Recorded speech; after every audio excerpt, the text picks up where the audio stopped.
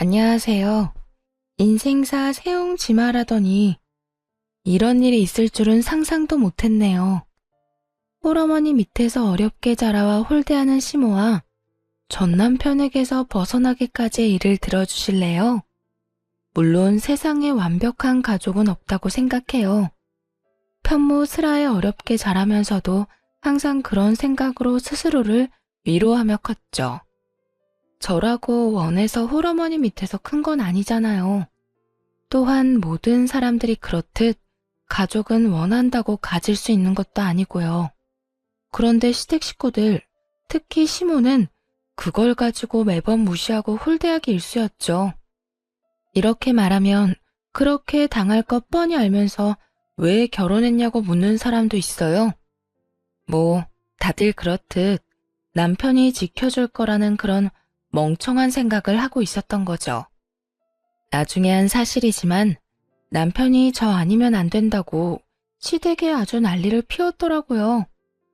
왜 그렇게 할 정도였는지 알게 된 건 나중이지만 만약 그때 헤어졌더라면 이런 꼴을 보지 않을 수 있었을까요? 글쎄요, 모르겠어요.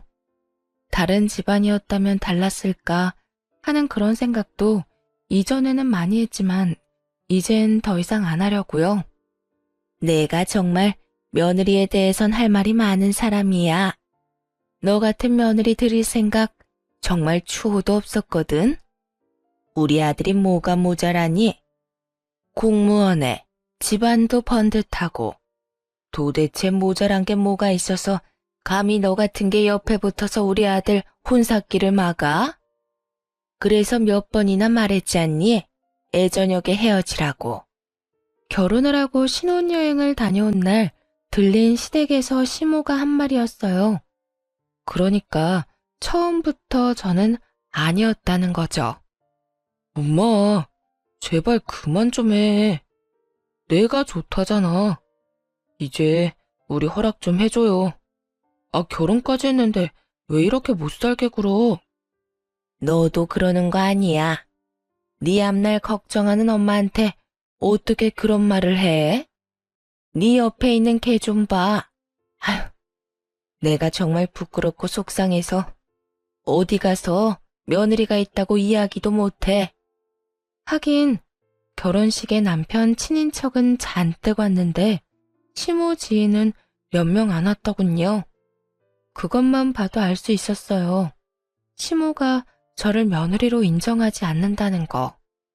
솔직하게 말하자면 결혼은 우리 둘의 일이니 남편과 잘 살면 될 거라고 생각한 게 너무 안일했던 거죠. 그 뒤로도 시모의 막말은 이어졌어요. 남편이 매번 뭐라고 하니 남편과 시부 앞에서는 더 이상 말을 못하고 둘만 있을 때 그러기 일쑤였습니다. 사사건건 트집을 잡아 저와 제 친정을 무시하는 이야기를 해댔죠. 똑바로 좀 하거라. 너 언제까지 아버지 없이 자란 티 낼래? 응? 시아버지 마음에 드는 게 그렇게 쉬운 일인 줄 알았니? 쓸데없는 짓 집어치우고 그냥 숨 죽인 듯 지내. 네 얼굴 보면 속 터지는 사람이 여기 한둘이야? 하긴 엄마 혼자 뭘 가르쳤겠어. 먹고 사느라 바빠서 애 교육은 뒷전이었겠지. 아으, 지긋지긋해. 언제까지 내가 네 뒤치다거리 다 해줘야 되니? 시부에게 사드리는 선물 하나조차 해도 그런 소리를 들어야 했어요. 게다가 밥상 차리는 것까지 시모에게 한 소리를 들어야 했죠. 그건 거기 아니야. 너는 밥상 차리는 거 하나도 제대로 못 배웠으면서 무슨 결혼을 한다고? 아유, 내가 뭘 바라겠어. 엄마 혼자 키운 딸려니 무식한 게 당연한 거겠지. 어쩜 순진하고 불쌍한 얼굴로 속만 뒤집어 놔? 지금 내가 하는 말이 심하다고 느껴지는 것 같지? 아니야. 그거 다들 그렇게 생각하고 있는 거야. 집안일도 제대로 못해서 보는 사람 속만 뒤집고. 도대체 네 어머니는 뭘 가르친 거니? 너도 그래. 그렇게 악착같이 살았다고는 하지만 재산도 없어, 가방끈도 짧아, 직업도 마음에 안 들어. 그렇다고 집안일을 제대로 하기를 해? 도대체 너희 집에서는 뭘 하고 산 거니? 먹고 산다고 바빴다는 말은 하지도 마. 홀어머니 밑에서 컸다고 그게 면죄부인 줄 아니? 그거 다 티가 나는 거야. 아무리 숨기려고 해도 사람들이 다 안다고 부모 없이 큰 거. 뭐를 하든 트집을 잡아서 집안 욕을 하는 시모를 보며 물론 가만히 있지만은 않았어요. 처음부터 그럴 수 있었던 건 아니었지만요. 사사건건 트집을 잡으니 그냥 아무것도 안 했거든요. 그랬더니 이번에는 아무것도 안 한다고 화를 내더군요. 너 일도 안 하고 뭐 하는 거니? 어머님이 다 마음에 안 드신다고 하셨어요. 자꾸 배운 게 없다고 하시는데 배울 시간도 안 주셨으니 이참에 그냥 옆에서 어머님 하시는 거 지켜보면서 배울게요. 뭐? 야, 그냥 너 쉬겠다는 거잖아. 그럼 어떻게 하죠? 어머님은 제가 하는 모든 게 마음에 안 드시니 그냥 어머님이 하시는 게 나을 것 같은데요. 어머니도 마음에 안 드는 것 보면서 계속 입 아프게 말씀하시는 것보다는 낫지 않겠어요? 서로 보기 싫은 얼굴 안 봐도 될 테니까요. 누가 그렇게 놔둘 줄 알아? 제가 하는 게 싫으시면 어머님이 하셔야죠. 어머님 하시기 싫으시면 제가 하는 대로 그냥 놔두시던가요. 결국 시모는 혼자 일하는 건 죽어도 싫었는지 더 이상의 간섭은 하지 않았어요. 하지만 틈틈이 제 어머니와 저를 무시하는 발언은 전혀 멈출 생각이 없어 보였죠. 그러다 하루는 시조모님이 명절에 오신다는 이야기를 전해 들었어요. 우리 할머니 이번 명절에 오실 거야. 그때 결혼 전에 인사드리러 갔을 때 보고 처음이지? 응. 할머님은 어떤 분이셔? 이게 가장 중요한 문제였어요. 시모와 비슷한 사람이면 큰일이잖아요. 그런데 남편이 그러더군요. 할머니는 좀 힘들게 사셨어. 교통사고로 할아버지가 일찍 돌아가셔서 할머니 혼자서 아버지랑 고모를 키우셨거든. 한평생 자식들 지킨다고 재혼도 안 하시는 거 보면 진짜 대단하시지. 그때 남편 말을 들으며 좋은 생각이 났어요. 이거면 시모 뒤통수를 한 대 정도는 때려줄 수 있지 않을까 생각했거든요. 그렇게 명절날이 돼서 시조모님의 집에 방문했어요. 그래, 우리 손부 오랜만에 보는구나. 네가 참 고생이 많지? 아무래도 여자가 남자 집에 시집 오면 여러모로 힘든 일이 많은 법이야. 나도 그랬다. 많이 힘들었지. 남편까지 일찍 잃고 어린 두 남매 키우느라 얼마나 고생했는지 모른다. 그래도 이렇게 키워놓으니 얼마나 좋으냐. 아들도 번듯하게 자랐지. 이렇게 며느리까지 보고. 시주모는 힘든 그때를 떠올리는지 눈가가 촉촉해지더군요. 듣다가 이때다 싶어서 시주모에게 말했어요. 하긴 한부모 가정에서 자란 며느리나 사위를 좋아하는 사람은 없죠. 아버님도 결혼하시기 힘드셨겠네요. 사실 부모가 한 사람이라도 없으면 다 티가 난다고 하잖아요. 그만큼 분명 모자란 게 있을 테니까. 하나 남은 부모야 자식 새끼 먹이려고 뼈 빠지게 일하느라 남아있는 애들을 봐줄 사람이 없으니 가정교육도 제대로 못 배웠을 거고, 그러다 보면 주위 사람들도 그런 가정에서 태어난 사람은 별로 안 좋아할 테고요. 평소 시모에게 듣던 말이었죠. 그 말을 듣더니 시조모의 얼굴이 완전히 굳어버리더군요. 그러자 남편이 깜짝 놀라 말했어요. 당신 지금 그게 무슨 소리야?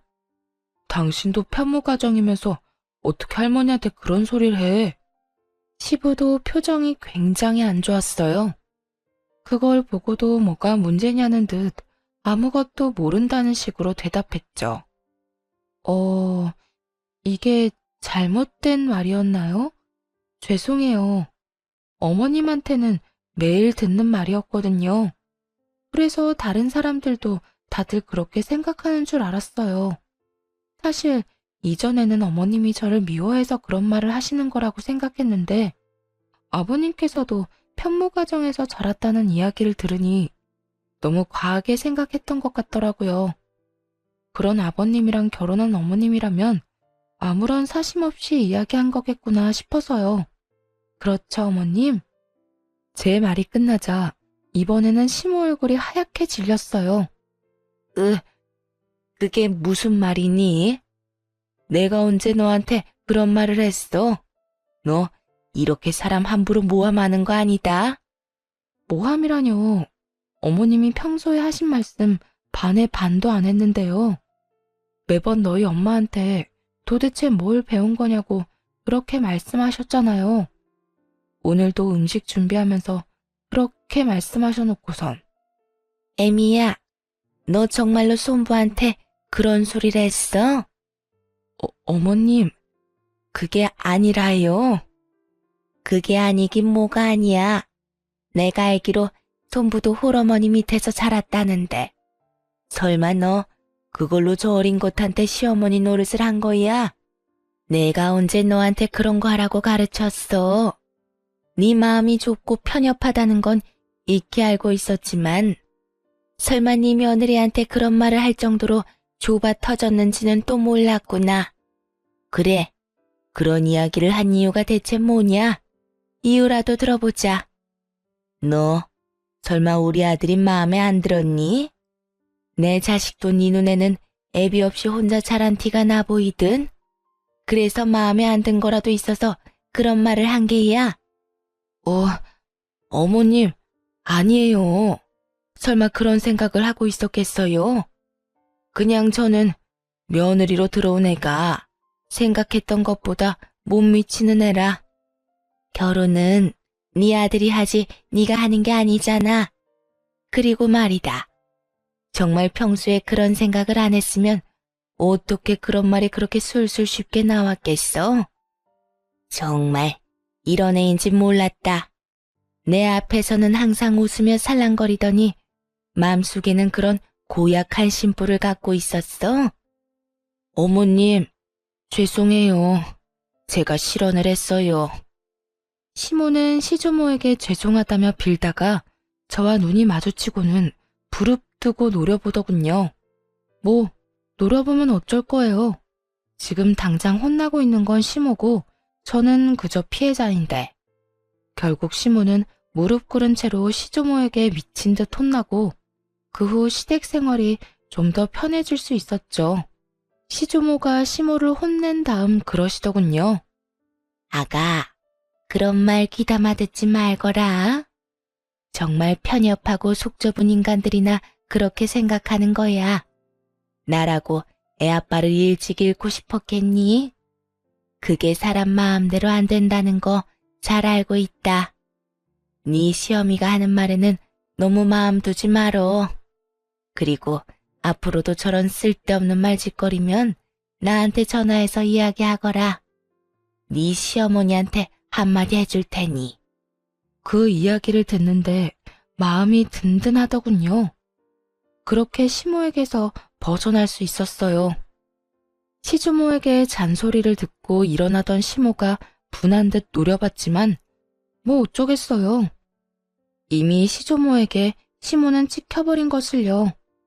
그동안 시부가 홀어머니 밑에서 컸다는 걸 몰랐는데 자기 부군이 그런 환경에서 자랐다는 걸 알면서도 그런 식의 욕을 할 수 있었던 시모가 어찌 보면 참 대단하기도 했죠. 그렇게 시모가 당한 뒤로는 절대로 그런 이야기를 안 하더군요. 시조모가 제 전화번호까지 받아갔거든요. 정기적으로 연락하라고요. 효과가 좋았죠. 그래서 저는 앞으로도 이렇게 평온할 줄로만 알았어요. 그 다음에 다가올 비극은 더 큰 것이라는 것도 알지 못하고 그 일이 있고 몇 달 뒤의 일이었어요. 그날은 몸이 안 좋아 일찍 집에 가 있는 상황이었어요. 남편이 왔는데 마중도 나가지 못할 정도로 기진맥진해 있었죠. 남편은 그날 회식을 하고 2차까지 갔다가 늦은 저녁이나 되어 돌아왔어요. 집에 도착해서는 친구와 통화를 하는데 아마 제가 자고 있다고 생각했던 것 같더라고요. 그러니까 그런 대화를 할 수 있었던 거겠죠. 야, 결혼 그거 별거 아니다. 네가 너무 진지하게 생각하는 거라니까. 뭐? 왜 결혼했냐고? 그렇지. 뭐 더 좋은 여자 만날 수도 있긴 했지. 근데 일부러 그런 여자는 안 만났어. 이게 무슨 말인가 싶었어요. 당연히 남편이 절 사랑해서 결혼했다고 생각하고 있었으니까요. 그래서인지 그때까지만 해도 그 뒤에 무슨 말이 나올지도 모르고 별 생각 없이 듣고 있었네요. 우리 와이프가 좀 불쌍하잖아. 가진 것도 없고 아버지도 없고 딱 봐도 뭔가 챙겨주지 않으면 안 될 것처럼 그렇게 보이지? 그래서 선택한 거야. 너도 알아도. 잘난 여자 만나면 남자만 피곤해. 다 맞춰줘야 하니까. 적당히 모자란 여자 만나면 네가 핸들링하기가 쉽잖아. 순간 망치로 머리를 한 대 맞은 기분이었어요. 설마 남편이 그런 생각으로 결혼을 했을 거라고 상상조차 못했거든요. 그딴 의도로 그런 쓰레기 같은 생각으로 시모의 반대도 무릅쓰고 결혼을 했다고요? 정말 믿겨지지 않았어요. 손이 덜덜 떨리더군요. 쓰레기라니. 야, 결혼은 현실이야. 너 잘난 여자랑 결혼해서 잡혀 살 자신 있어? 난 그렇게 못 살거든. 난 해보고 싶은 거, 사고 싶은 거 다 해가며 살아야 하고 원하는 거 다 누리면서 살아야 돼. 그러려면 어느 정도 부족한 여자가 좋다니까. 내가 우리 엄마 반대를 무릅쓰면서까지 왜 이 여자를 와이프로 만들었는데? 다 그런 것 때문이잖아. 너도 결혼해보면 이게 얼마나 편한지 느낄 수 있을 거다. 남편 말에 점점 더 무너지는 기분이었어요. 당장 나가라고 소리치고 싶었지만 지금 당장 이 사람한테 화를 낸다고 해서 달라질 게 없다는 것도 알고 있었어요. 그때 그 이야기를 들으며 최악의 경우는 이혼까지도 생각이 들었어요.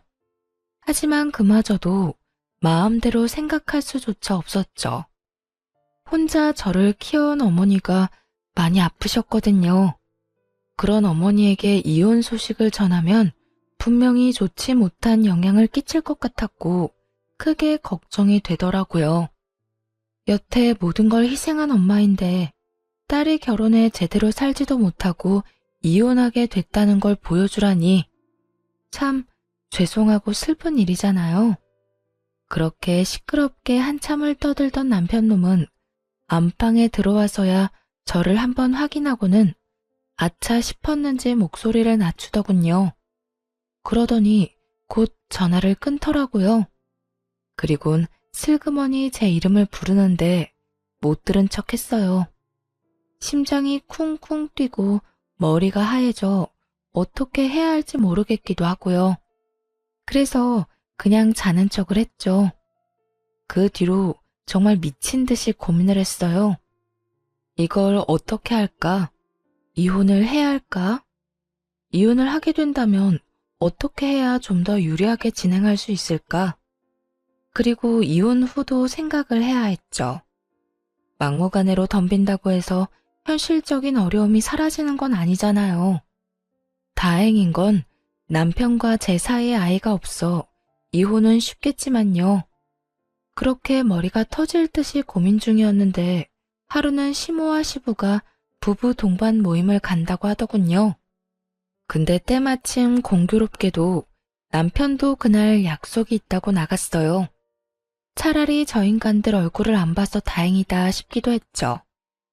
혼자가 되자 오늘은 뭘 할까 고민하다가 친정엄마를 찾아가 넌지시 이 상황에 대해 말해보기로 결심했어요. 엄마는 어떻게 생각하는지 알아볼 생각이었어요. 그래서 친정엄마를 데리고 번화가로 나갔죠. 오랜만에 식사 대접을 하는 거니 좋은 곳에서 맛있는 걸 사주고 싶었거든요. 그렇게 빌딩에 도착해서 올라가는데 정말 우연히도 시모와 마주쳤어요. 가려던 가게가 시모의 모임 장소 위층에 있던 거더라고요. 그래서 친정 어머니와 함께 시모에게 가까이 다가갔죠. 그래도 밖에서 마주쳤는데 인사는 해야 하잖아요. 게다가 어머니도 알아보시는 상황이었고요. 아이고, 사부인, 오랜만입니다. 잘 지내셨죠? 시모는 친정어머니에게 고개를 까딱하더니 이내 저를 쳐다보며 그러더군요. 야, 너 조용히 해.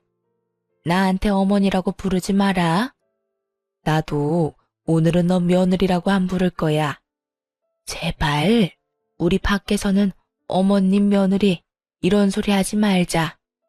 나 네 어머님 하기 싫어. 이유는 네가 더 잘 알지? 게다가 이런 데 오면서 어머니 한 번만 모시고 오니 티가 안 낼래야 안 날 수도 없지. 하고 다니는 꼴 보면 누가 널 내 며느리로 볼까 무섭다 얘. 어쨌든 오늘은 마주치더라도 아는 척 하지 마. 어머님이라고 부를 생각도 하지 말고. 마음속에서 솟아오른 분노를 최대한 억눌렀어요. 저 사람은 지금 인사하는 저희 어머니의 인사도 받아주지 않았고 제게는 어머니라고 부르지도 말라고 하는 거였어요. 그 이유야 뻔했죠. 자기 지인들에게는 보여주고 싶지 않다는 얘기니까요. 자존심도 상했지만 정말 눈물 날 만큼 열이 받았어요. 그런데 그 와중에 더 열이 받았던 건 뭔지 아세요? 남편이 그 모임 장소에 있었다는 거예요. 알고 보니 시모와 시부의 부부 모임이면서 자식들 내외도 다 같이 오는 모임이었던 것 같더라고요. 어릴 때부터 함께한 지인이다 보니 아마 자식들끼리도 친한 모양이었죠. 그런데 며느리인 저는 쏙 빼놓고 아들놈만 데려간 걸 보니 정말 뒤통수 맞은 기분이었네요. 게다가 이런 장소에 가면서 한마디 말도 없었던 남편에게도 마지막 정이 다 떨어지는 순간이었어요. 정말 그나마 남아있던 잔정도 말이죠.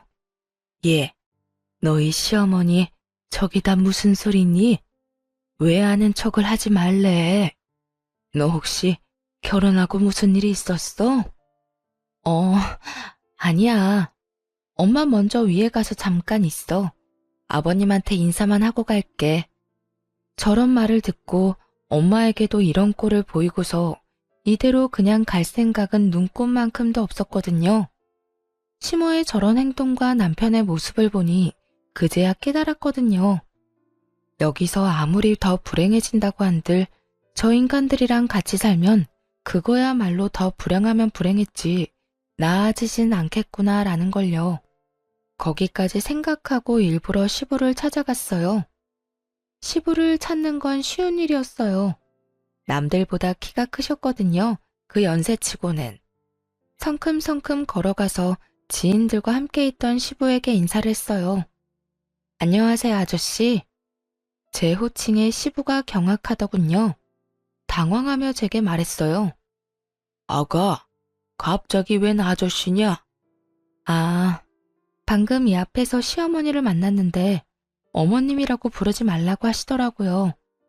절 며느리라고 소개하기 싫으신 것 같아서요. 그런데 그런 상황에서 아버님을 아버님이라고 부르면 어머님이 얼마나 황당하시겠어요. 그래서 어쩔 수 없이 아버님을 아저씨라고 불렀어요. 죄송해요. 그런데 어머님도 참 너무하시네요. 아무리 제가 탐탁지 않다고는 하셔도 그렇지 제 어머니의 인사까지 그렇게 무시할 필요가 있었을까요? 그 말에 시부 얼굴이 순식간에 당황으로 변하더군요. 설마 사부인이 보는 앞에서 너한테 그런 이야기를 한 건 아니지? 저희 어머니 보는 앞에서 말씀하셨고요. 저희 어머니 그거 다 들으셨어요. 이젠 저도 어떻게 해야 될지 모르겠네요. 제 이야기를 들은 시부가 노발대발하며 시모를 찾더군요. 그 덕에 남편도 시부가 있는 곳을 찾아왔어요. 그리고는 제가 여기 있는 것을 보고 깜짝 놀라더군요. 당신이 왜 여기 있어? 왜? 내가 오면 안 되는 곳에 왔어? 아니, 그게 아니라, 그런데 왜 이렇게 소란스러운데? 그건 당신 엄마한테 물어봐. 결국 시끄러운 소리에 시모가 시부를 찾아왔죠. 아니, 당신은 도대체 왜 이렇게 시끄럽게 굴어요? 어머, 넌 시부에게 말을 걸다가 그 앞에 있는 저를 보고 깜짝 놀라더군요. 당신 대체 생각이 있어 없어? 어떻게 며느리한테 그런 이야기를 해? 사부인 보는 앞에서. 제가 뭘 어쨌다고 그래요? 그냥 조용히 지나가고 싶은 마음에 아는 척하지 말라고 한 것뿐이에요. 이게 그냥 조용히 지나갈 일이야? 어떻게 사부인 보는 앞에서 며느리한테 시어머니라고 부르지 말라고 할 수가 있어?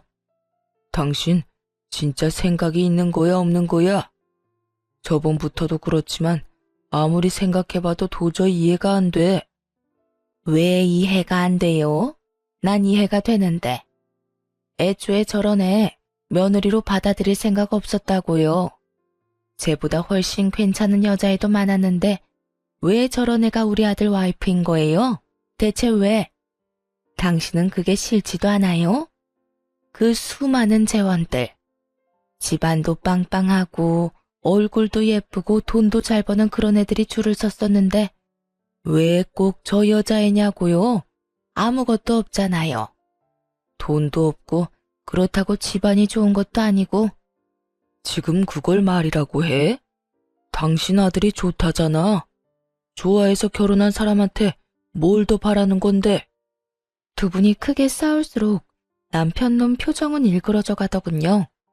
그러더니 저를 어디론가 끌고 갔어요.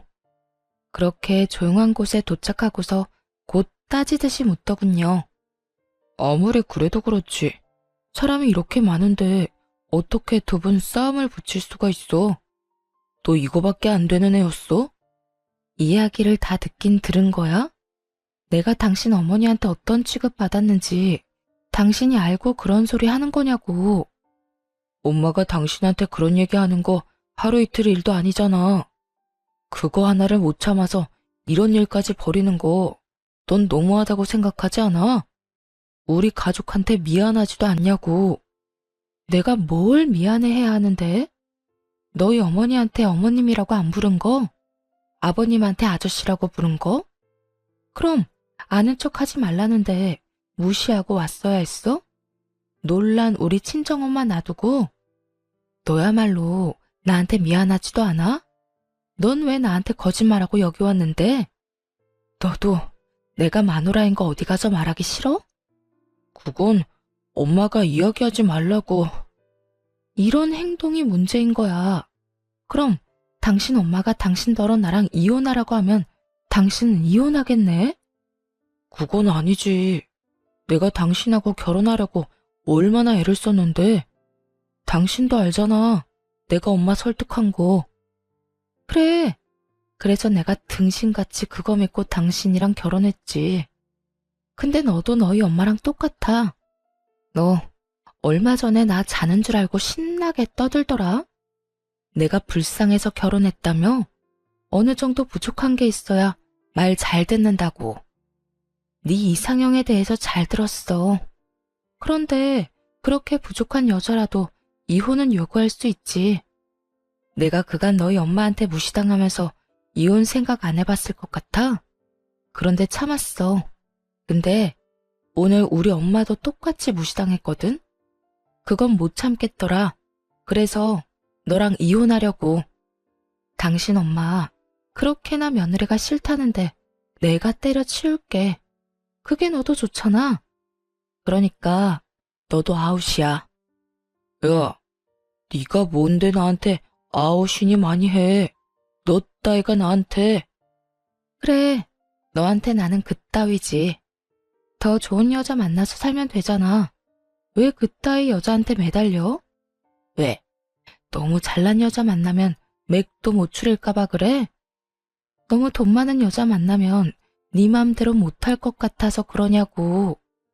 나같이 부족한 여자 만나야 네 맘대로 살 수 있으니까. 이런 인성 파탄자 같으니 그걸 사랑이라고 믿은 내가 미친년이지. 야, 말이 심하잖아. 심해? 네가 더 심해, 이 나쁜 놈아. 너도 네 엄마도 최악이라고. 부족한 마누라가 다루기 쉽다고? 그 부족한 마누라한테 이혼이나 당해봐. 그날 그렇게 남편놈에게 이혼을 요구하고 친정엄마와 식사를 했어요. 그리고 친정엄마에게 이혼 이야기를 슬쩍 꺼냈죠. 자세한 이야기는 하고 싶지 않았는데 그걸 아셨는지 어머니도 더 묻지는 않더라고요.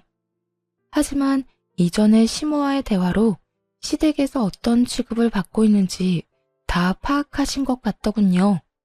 그렇게 식사를 마치고 집에 돌아와 짐을 싸고 있으니 남편놈이 옆에 붙어서 계속 말을 걸었어요. 당신 진짜 나랑 이혼할 거야? 내가 한 번만 봐줄 테니까 다시 한 번만 생각해봐. 난 당신이랑 이혼 못해. 내가 지금 당신이랑 이혼해봐. 내 평판이 어떻게 되겠어? 당신이 어찌 됐든 나는 이혼남 딱지 달고 사는 거 싫다고. 그러니까 이혼은 꿈도 꾸지 마. 기가 찼습니다. 이혼을 하기 싫다는 남편놈의 이유는 자기 평판 때문이었어요.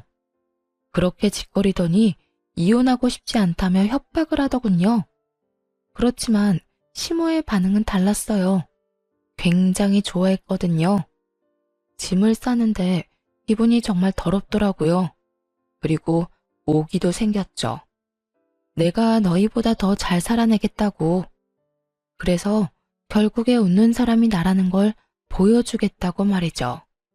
그런데 언제나 힘든 일은 한꺼번에 오더군요. 이번에는 이혼 소송 도중에 친정엄마가 돌아가셨어요.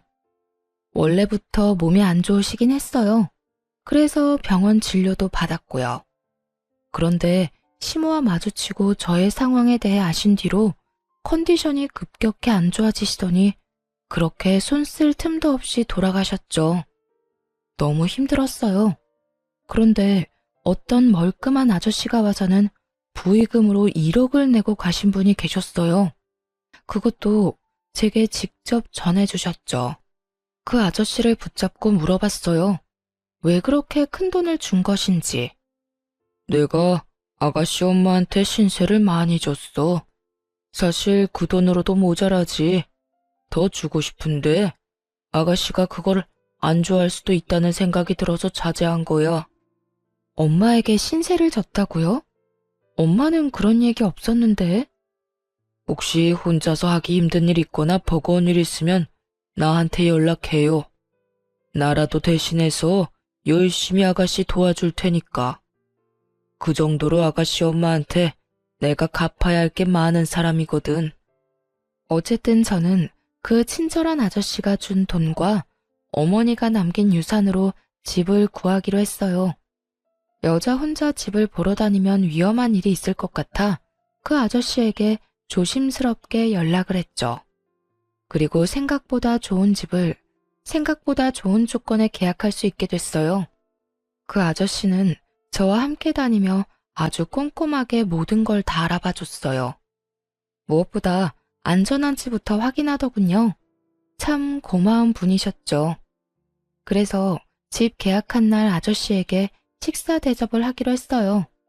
그런데 그곳에서 정말 우연찮게도 다시 시모와 마주쳤어요. 아무래도 생활권이 좁은 지방인데다가 남편과 자주 다니던 곳이 시모의 단골 가게이기도 하니 계속 마주치게 되더라고요. 아이고, 너도 참 대단하다. 우리 아들이랑 이혼 준비하면서 아저씨를 만나? 벌써부터 다른 남자 잡아서 결혼하려는 생각이니? 정말 천박하다, 천박해. 어머니 혼자 키워서 그런지 생각하는 게 남들이랑 아주 달라요. 하긴 이제 너도 알 거야. 그게 딱 네 수준이라는 거. 우리 아들이랑 헤어져 주는 것만으로도 고마우니까 내가 더 이상 아무 말은 안 할게. 근데 이건 꼭 말해야겠다. 무슨 일로 여기 왔는지 모르겠지만 오늘은 다른 데서 식사해. 오늘 우리 아들 여기서 중요한 약속이 있어. 그러니까 네가 나가줘. 그 이야기를 듣고 있는데 정말 어이가 없더라고요. 이 가게가 자기 것도 아니면서 뭘 나가라 말아요.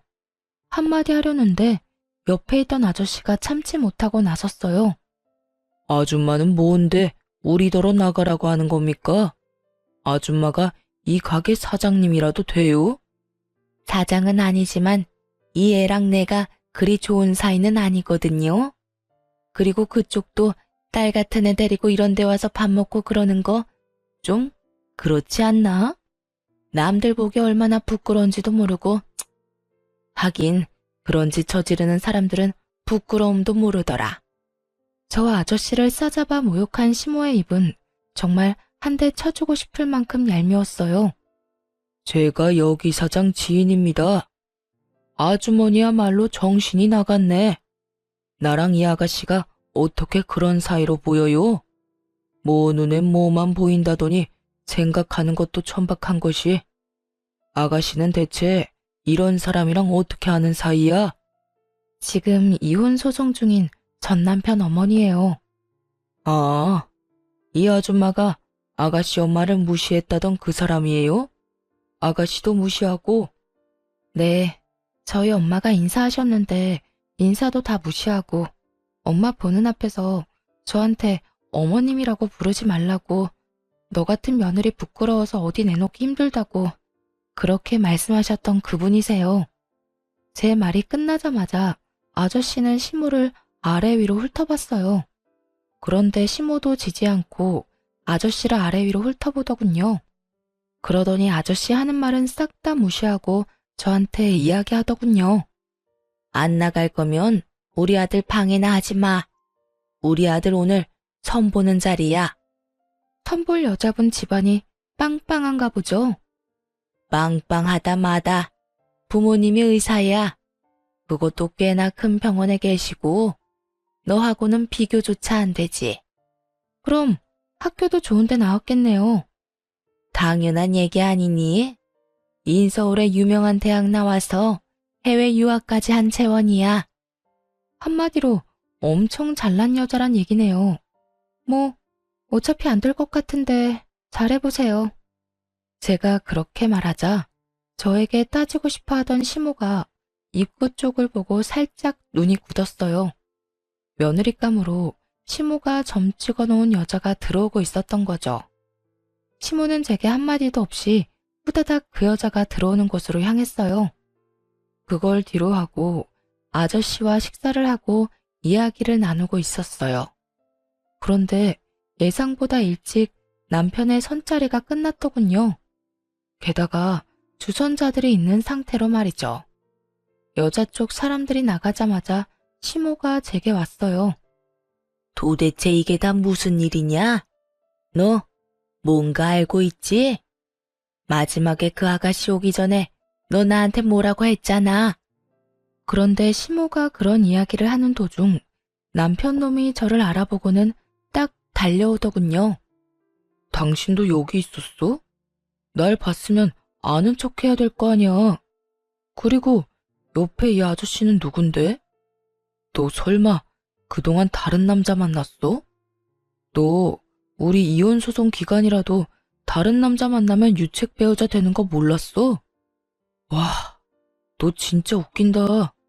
얌전한 고양이가 부뚜막에 먼저 올라간다더니. 이 녀석아, 좀 가만히 있어봐. 엄마 이야기하잖아. 어서 이야기해봐. 너 도대체 뭘 아는데? 저 여자가 우리 아들 싫다고 할 줄 알았느냐고. 어머님은 아드님을 정말 모르시네요. 그 아드님 이상형이 어떻게 되는지 알아요? 어떤 여자랑 결혼하고 싶어 하는지는 알고서 선자리 봐주시는 거냐고요. 여자가 예쁘고 똑똑하고 돈 많으면 됐지. 돈도 잘 벌고. 그거 아니야? 어머님 아들은요, 그런 여자가 이상형이 아니에요. 한눈에 봐도 불쌍해 보이는 여자가 그 사람 이상형이거든요. 그런 인간한테 매번 잘난 여자를 들이밀면 당연히 싫다고 하는 거죠. 우리 아들이 왜 그런 여자를 좋아해? 너 미쳤니?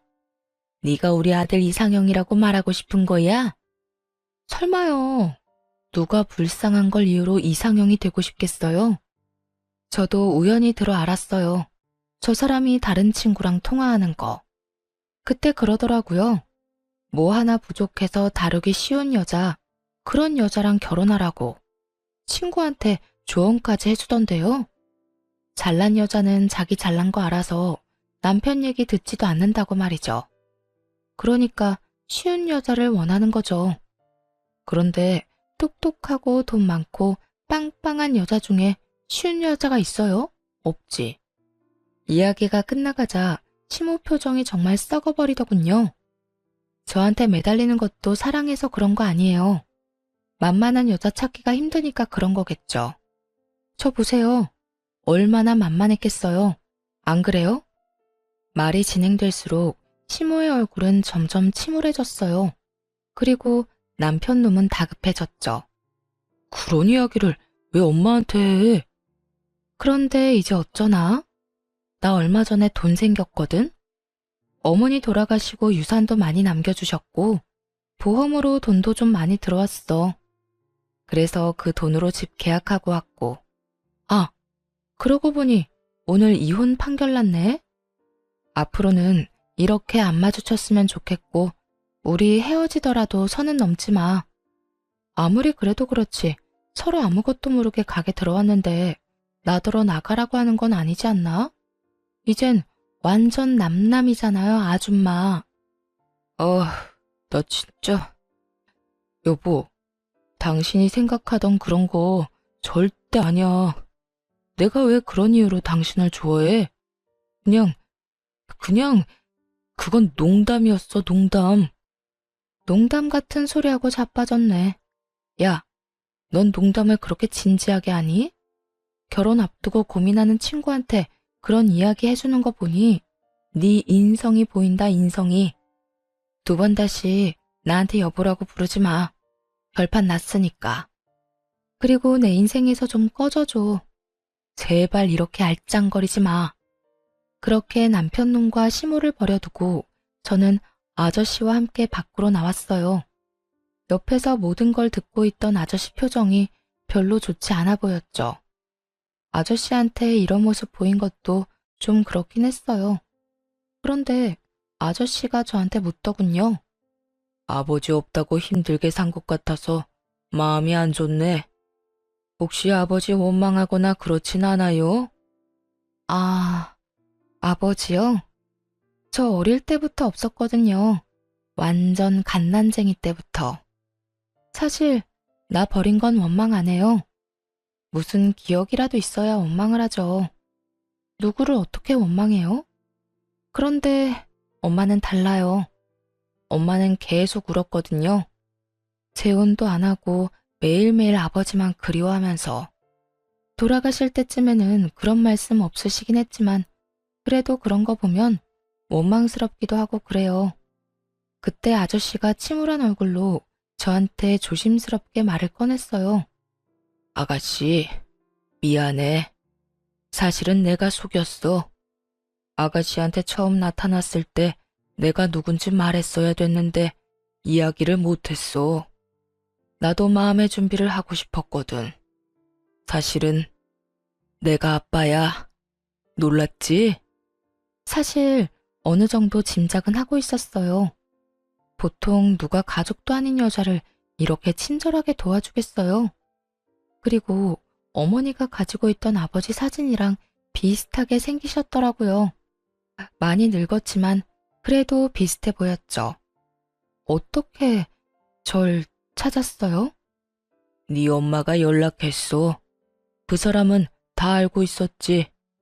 내가 어떻게 사는지. 그렇게 우리 어머니한테 쫓겨나다시피 나가고서는 내가 아무리 찾아도 못 찾던 그 사람이었는데 죽을 때가 다 돼서 그런가 남겨진 딸 생각 때문에 그랬나 나한테 연락이 왔더라고. 우리 딸 지켜달라고. 참 울컥했어요. 여태껏 피해 다녔던 아버지에게 연락한 이유가 저 때문이라는 걸 알게 돼서 아마 살 날이 얼마 남지 않은 것을 당신도 아시고는 연락하신 거 아니에요. 그때 시어머니가 저와 친정엄마를 무시한 일 때문에 엄마도 충격받았던 것 같아요. 제가 시댁에서 그렇게 무시당하는 걸 어머니가 그때 처음 아셨거든요. 마지막 가는 길에 짐만 안겨드린 것 같아 죄송한 마음뿐이었어요. 그렇게 저에게는 다시 새로운 가족이 생겼어요. 어머니가 돌아가시고 아버지가 생긴 거죠. 아버지는 뭐든 해주고 싶어 했어요. 이혼하고 얼마 후 미용 관련 자격증을 따기로 했어요. 그렇게 공부를 하고 어렵게 자격증을 따고 나니 아버지는 이번에는 가게를 차려주고 싶어 했어요. 자격증을 딸 때도 아버지가 물심양면으로 다 지원해 주셨는데 바로 가게까지 차려주시려 할 줄은 상상도 못했죠. 그때만 해도 혼자서 일할 수 있는 작은 상가 정도겠거니 생각했어요. 그런데 아버지가 보여준 상가는 제 상상과는 전혀 달랐어요. 그 지역 내에서도 최고 번화가한 거리에 있는 상가 1층이었거든요.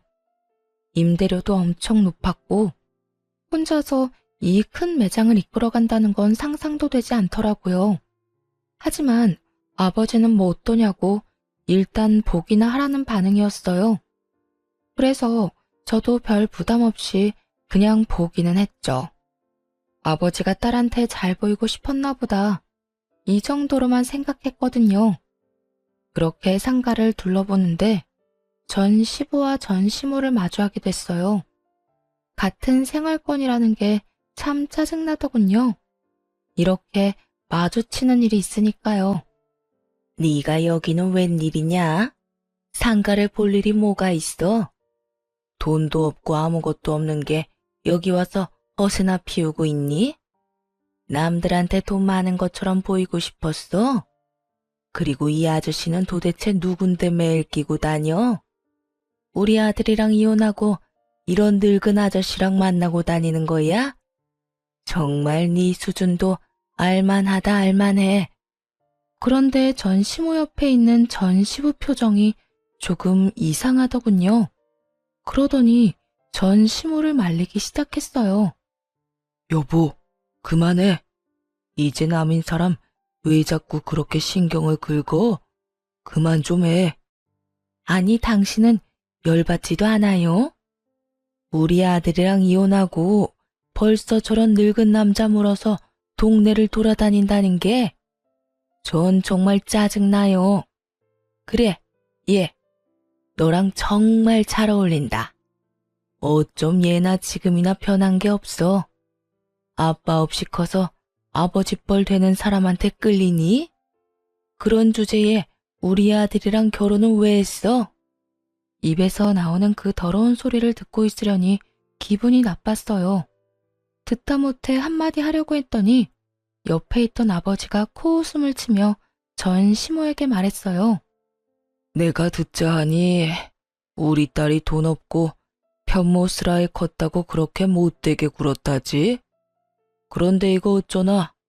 이제 아빠가 생겼는데 당신네들이 보려고 하는 이 상가 내 거야. 당신들이 들어와 있는 이 빌딩도 내 거라고.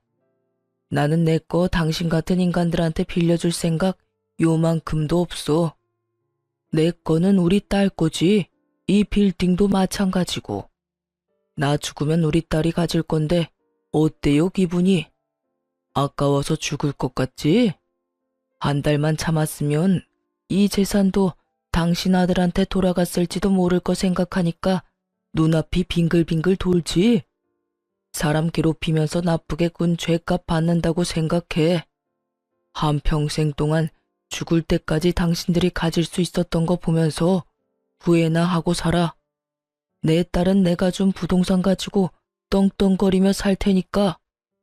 아버지 말을 듣는 전 시모의 얼굴은 경악으로 물들었어요. 아무것도 없는 빈털터리에 이혼한 전 며느리가 갑자기 건물주의 딸이 되어 나타난 거나 다름없잖아요. 게다가 전 남편과 이혼한 지 한 달이었어요.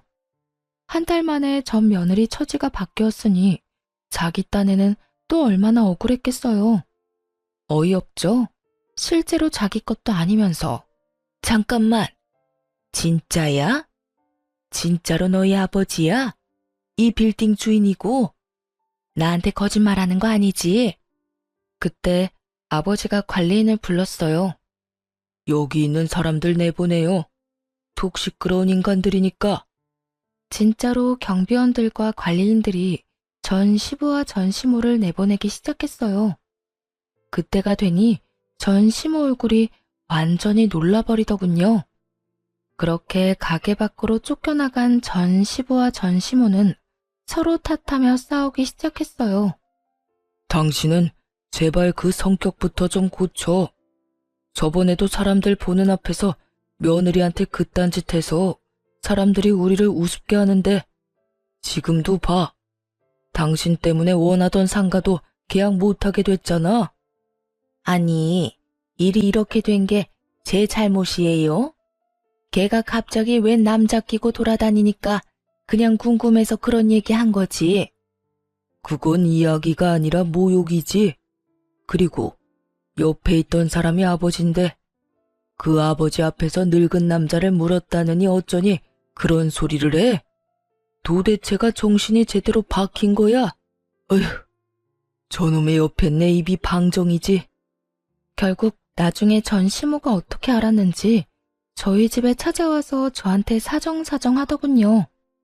예, 아가. 내가 여태 너한테 그렇게 모질게 군 거 다 내가 잘못했다.